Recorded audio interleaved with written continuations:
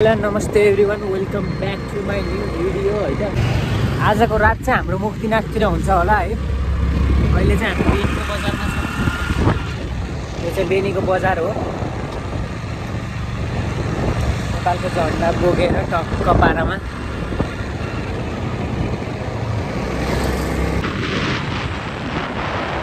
अहिले चाहिँ हामी बेनीबाट अगाडि ल्याइसक्यौँ। बेनीमा खाना खाएर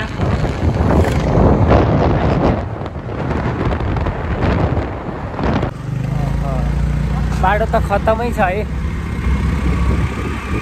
बाटो बागलुङबाट यता आउँदा चाहिँ खत्तमै छ है बाटो गाइजहरू। यता मिर्मीतिरबाट करिडोरको बाटो आउँदै हुनुहुन्छ भने बाटो चाहिँ बागलुङसम्म बवाल छ। त्यसपछि चाहिँ हल्का गाह्रै छ, अफरोडिङै छ। अनि यता अगाडि पनि अफरोडिङै छ। गाडीहरू चाहिँ धेरै नै चल्ने रहेछन् यता। गाउँहरू पनि त्यस्तै बाटो चाहिँ बेनीबाट अगाडि लागेपछि खत्तमै छ है त।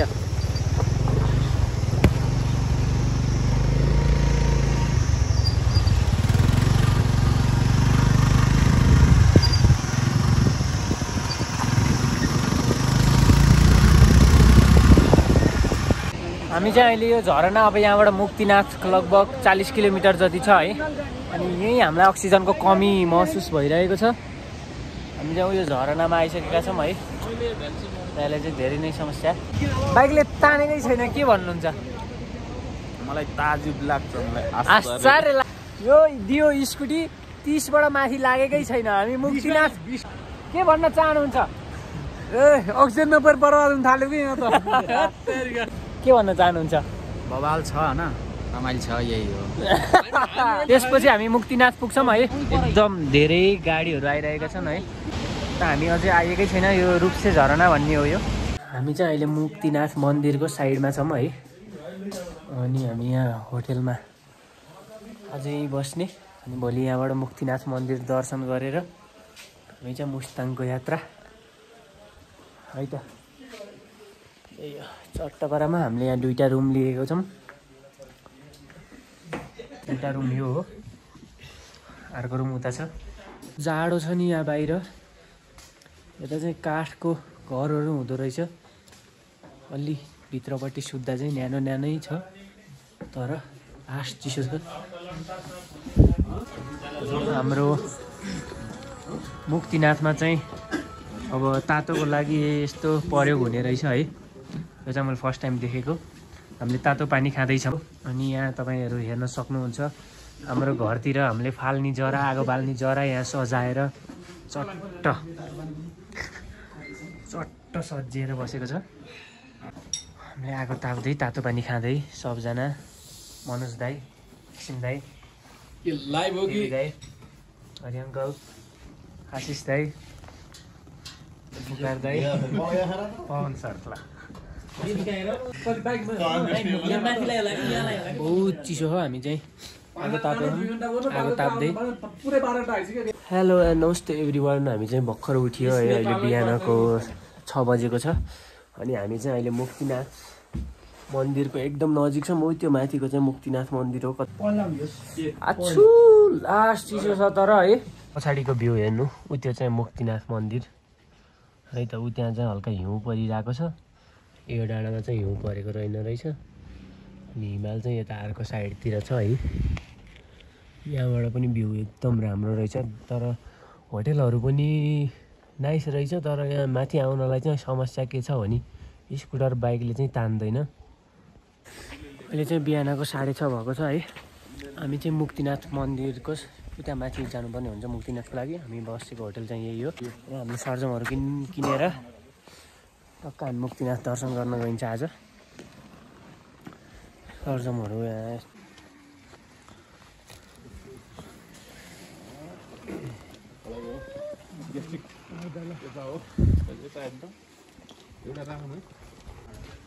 त्यही हो मुक्तिनाथ मन्दिर चाहिँ। यहाँ पारि बवाल हिमाल आएको रहेछ। यस्तो हिमालको भ्यू छ, माथि मन्दिर छ है। असिम दाइ के छ, आज नुहाउन सकिन्छ? सकिन्छ, ढुक्क नुहाउनु। लास्ट छ है। पर्दै देवी दाई के छ आज नुहाउन सकिन्छ? नुहाउनु पर्यो नि त। पाप पखाल्ने अङ्कल के छ नुहाउन सकिन्छ आज? एकदम सकिन्छ। के भनिदिनु नि त मुक्तिनाथको बारेमा। आज मुक्तिनाथ दर्शन गर्न आइएको छ पहिलो पटक। सबैको जय होस्। जय होस्। नुहाउन सकिन्छ हैन? शम्भो हर हर महादेव। नुहाउन सकिन्छ कि हैन माथि गएर? मजाले बरफै भए पनि बरफ मुनि एउटा सट्ट निस्किने हो। बरफ त हुँदैन, -2 मात्र छ। We can do it। हामी चाहिँ अब मन्दिरमा आउन लागिसक्यौँ है। मुक्तिनाथ मन्दिर आइसक्यो है त।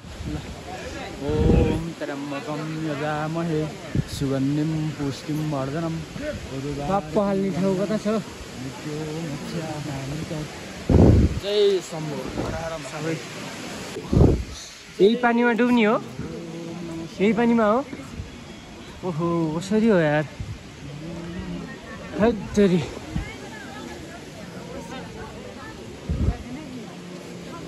मुक्तिनाथ मन्दिर है त। यति बिहानै आउँदा पनि है यहाँ चहल पहल चाहिँ राम्रै चहल पहल छ। यस्तै गरी मलाई चिन्दिनँ मैले मुक्तिनाथ मन्दिर।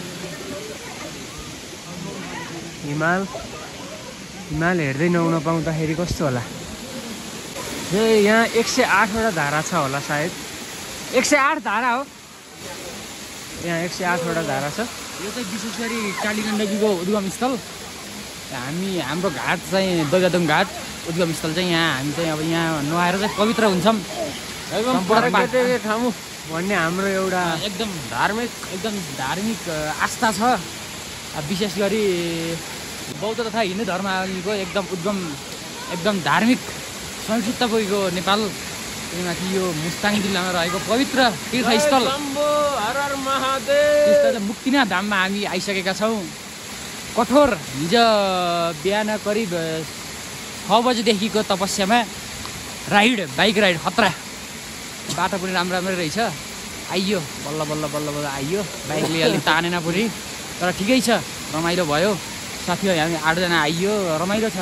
हाम्रो चाहिँ यो देखाइदिन उद्गम स्थल ठ्याक्क पानी झरेको धारा भन्दा माथि देखाएको। यहाँ 108वटा धारा छ है। माथि चाहिँ सबै राम्रो छ। यहाँ माथिबाट पानी बगेको छ। त्यहाँबाट पानी बगेको छ। त्यही पानीको धाराबाट हामीले टक्क नुहाएर है हामी फर्किनु पर्ने हुन्छ यहाँबाट। हजुरहरूलाई हल्का आवाज अर्कै आएको छ होला यहाँ पानीको कारणले गर्दा हो। हामी चाहिँ मन्दिरमा आइसक्यौँ। हामी चाहिँ अब नुहाएर सकेर दर्शन गर्ने रहेछ। एकदम हामी चाहिँ अब नुहाउने तयारीमा। यतापट्टि पुरै यो सेउहरूको बुटाहरू हो है। ती डाँडाहरू त्यस्तै बवाल छ। मनोज दाइ के छ? अब नुहाउन जानु लाग्यो। कस्तो अनुभव भइरहेको? जाडो कतिको छ? ल असिम दाइ के छ अब अवस्था? ल म यताबाट भिडियो गरिदिन्छु है त। ल हाम्रो यहाँ नुहाउने कार्यक्रम स्टार्ट भइसकेको छ।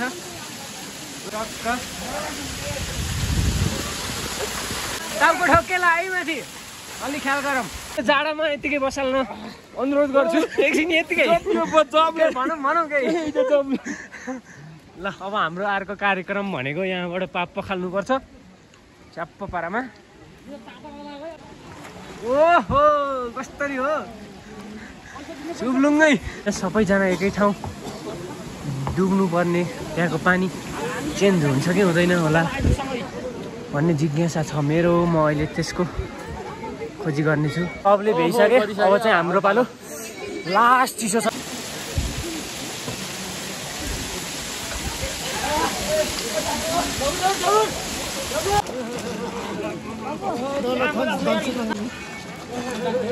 हामी चाहिँ अहिले भर्खर नुहाएर है यहाँ पखालिदिएर बसेको। लास्ट जाडो भइरहेको छ।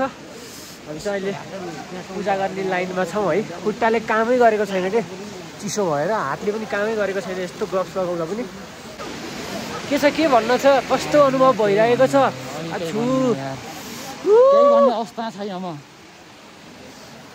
अवस्था सबैको गम्भीर छ है।